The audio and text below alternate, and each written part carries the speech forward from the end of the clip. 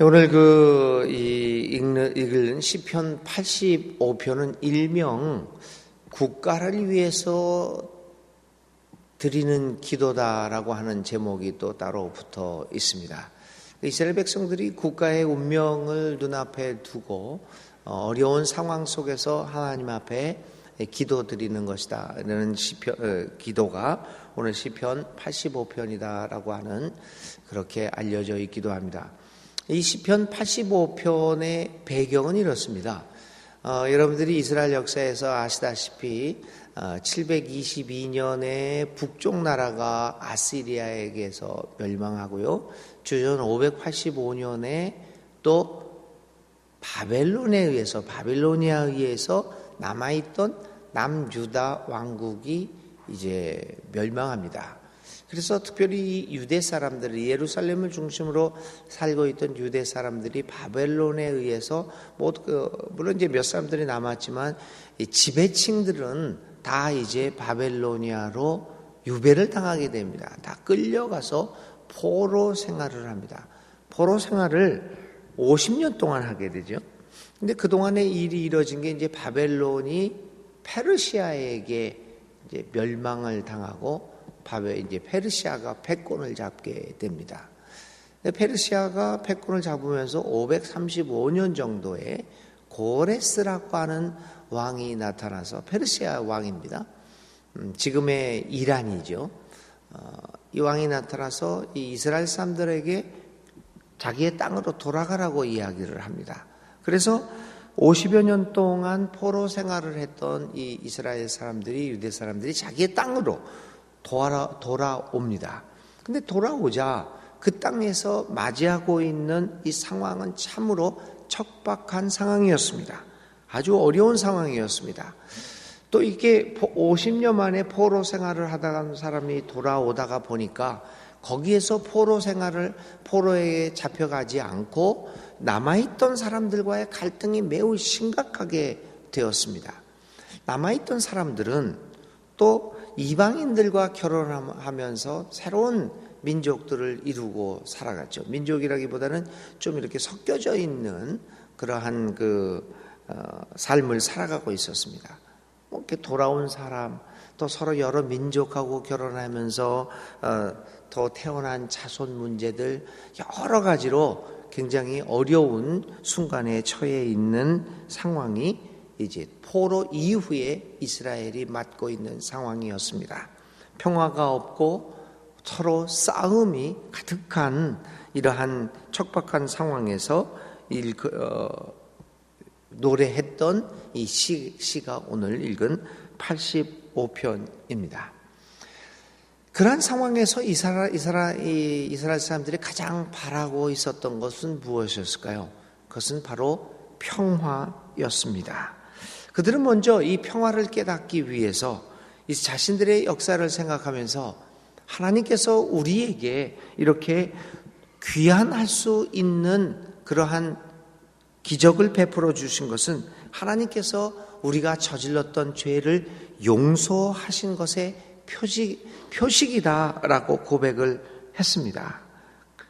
두 번째는 우리가 이 땅으로 돌아온 것은 오직 하나님이 그렇게 하셨다. 하나님의 은혜였음을 고백을 하고 있습니다. 그렇습니다. 이스라엘 백성들이 무엇인가를 잘해서 그의 포로 생활을 끝내고 귀환하여 새로운 조국을 재건할 수 있었던 것은 아닙니다. 그것은 온전히 하나님의 은혜였던 것을 고백을 하고 있습니다. 또 하나님께서 그 하나님의 은혜는 무엇보다도 이스라엘 백성들의 죄악을 용서한 것에서 나타나고 있습니다. 그래서 이 85편은 1절에서는 여호와께서 주의 땅에 은혜를 베푸셨다. 그래서 야곱의 포로된 자들이 돌아오게 하셨다라고 노래를 합니다. 2절에서는 이러한 귀한 사건은 주께서 주의 백성의 죄악을 사하시고 그들의 모든 죄를 덮었기 때문이다. 이렇게 이야기를 하고 있습니다. 그렇습니다. 오늘 시편 85편에서 이야기하는 것처럼 오늘 우리가 이렇게 생명을 유지하고 또 그나마 이렇게 살아갈 수 있는 것은 우리를 향한 주님의 은혜와 또 우리를 향한 죄의 사함이 있기에 오늘도 우리는 이렇게 살아갑니다. 이러한 주의 은혜와 주의 용서를 노래한 이스라엘 백성들이 이 척박한 땅에서 한 가지 주님에게 바라는 것이 있었습니다. 그것은 바로 평화였습니다. 이 평화를 하나님 앞에 간절히 바랍니다. 오늘 우리가 이 대림절 주님의 오심을 기다리는 이 계절에 하나님 앞에 우리가 바라는 것이 무엇이겠습니까? 오늘 이스라엘 백성들이 포로에서 돌아와서 하나님 앞에 간절하게 기도했던 것처럼 주님의 평화를 우리는 기도하고 있습니다.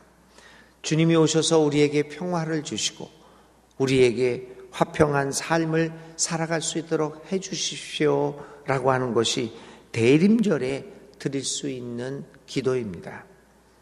어제 말씀드렸듯이 첫째 주간은 주제가 희망입니다. 그런데 그 희망은 어디서 옵니까? 주님께서 평화의 임금이시기 때문에 우리에게 희망이 있습니다. 이처럼 이스라엘 백성들은 평화로 오시는 주님을 기다립니다. 그런데 재미있는 것은 오늘 시편 85편은 평화를 하나님께 달라고 이야기하면서 몇 가지 중요한 일들을 이야기합니다. 10절입니다. 인애와 진리가 같이 만나고 의와 화평이 서로 입맞췄다라고 얘기를 합니다. 평화가 이루어지기 위해서 그들이 해야 할 일들이 있습니다. 평화는 어디서 옵니까? 인애와 진리가 같이 만납니다.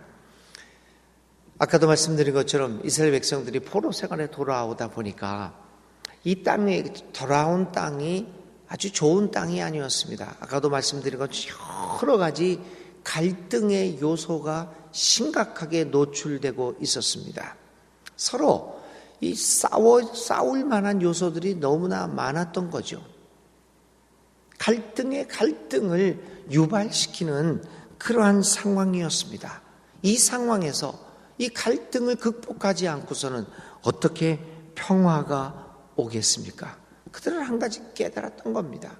이 갈등을 극복하는 유일한 길은 인애입니다. 서로 용납함입니다. 서로의 너그러움입니다. 서로의 잠깐만의 여유입니다. 한마디 말, 하나의 행동을 여유를 가지고 인애를 가지고 살아갈 때 그들에게 존재하고 있는 많은 갈등의 요소들이 사라지게 됨을 깨닫습니다. 인애와 진리가 같이 만나야 합니다. 그래야 평화가 이루어집니다. 두 번째로 화평을 이루기 위해서는 의로운 삶이 필요했던 것입니다. 정의가 없이 어떻게 평화가 이루어지겠습니까? 거짓이 물러갈 때 진정한 평화가 오게 됨을 우리는 깨닫게 됩니다. 그래서 13절에는 이렇게 또 고백을 하고 있죠. 의가 주의 앞에 앞서가며 주의 길을 닦으리로다. 평화의 주님이 오시는 그 길을 미리 닦아야 나갈 때 그것이 바로 정의로운 삶이 아니고 무엇이겠습니까?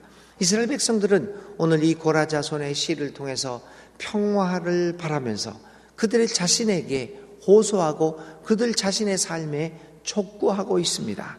인애와 진리가 같이 만나고 의로운 길을 닦아 놓았을 때 화평의 평화의 임금이 오시게 된다는 것을 고백하고 있습니다. 사랑하는 여러분, 우리 대림절 기간 동안에 평화의 주님을 기다리고 있습니다. 그렇다면 그가 오시는 길을 우리는 닦아야 할 것입니다. 인애로서, 진리로서, 의로운 삶으로서 화평의 임금이 오실 수 있도록 우리의 삶의 길을 닦아나가는 이 주간이 될 수 있기를 간절히 기도드립니다. 하나님의 평화가 이 땅에 와야만 진정한 의미의 행복한 삶을 살아갈 수 있을 것입니다. 우리나라도 얼마 전에 또 북한이 ICBM 대륙간 탄도미사일을 쏘았죠. 그리고 하루에 지난번에 여러분 뉴스도 다 보셨겠지만 이 좁은 한반도에서 세계 최첨단의 무기 비행기가 그 첨단의 비행기들이 240대가 한꺼번에 떨어서 이 작전에 참여하는 이런 일들이 있습니다. 어쩌면 그것이 우리 국민들의 의사와는 서로 상관없이 한 번에 우리 한반도를 불바다로 만들 수 있는 그 첨단의 무기들이 오늘 우리 한반도에 다 몰려 있습니다. 그걸 우리 국민의 의사와는 상관없이 이렇게 어려운 이 순간에 우리는 다시 한번 하나님 앞에 기도드리지 않을 수 없습니다. 평화의 임금이시여, 이 땅에 이러한 갈등과 이러한 전쟁의 위험이 사라지게 해주십시오. 평화의 임금이시여, 어서 오시옵소서. 그러기 위해서는 오늘 시편 13편에 85편 13절에 있는 것처럼 의가 주의 앞에 앞서가며 주의 길을 닦으리로다. 하나님, 저희가 의로운 삶을 살겠사오니 평화의 임금이시여 어서 오소서라는 기도를 드릴 수 있게 될 것입니다. 이번 주간에는 정말 인애와 진리와 의로운 삶을 생각하면서 평화의 임금을 갈망하는, 그래서 평화의 임금을 통하여 희망을 갖는 귀한 오늘 하루와 한 주간의 삶이 될 수 있기를 주님의 이름으로 기도드립니다. 함께 기도합니다. 하나님 아버지, 감사드립니다. 오늘도 저희들에게 주님의 길을 생각하게 해주시니 감사합니다. 평화의 길을 생각하게 하소서. 아버지, 인애와 진리가 서로 만나고 의로서 주님의 오시는 길을 닦아냄으로써 평화의 임금이 이 땅에 오셔서 우리 모두에게 희망이 되게 하여 주시옵소서. 예수님의 이름으로 기도드립니다. 아멘.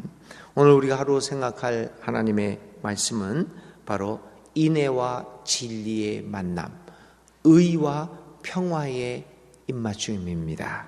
평화가 오는 것이 인애와 의와 진리가 전제 조건임을 다시 한번 생각하며 하루를 살아가시기를 바랍니다. 오늘의 실천은 이 평화를 이루기 위해서 오늘 내가 인애와 의와 진리 이 세 가지 중에 어떤 식으로 하나라도 오늘 하루로 평화를 위해서 실천할 수 있을까 생각하면서 그 한 가지를 실천해 보시는 오늘 하루의 삶이 되시기를 바랍니다.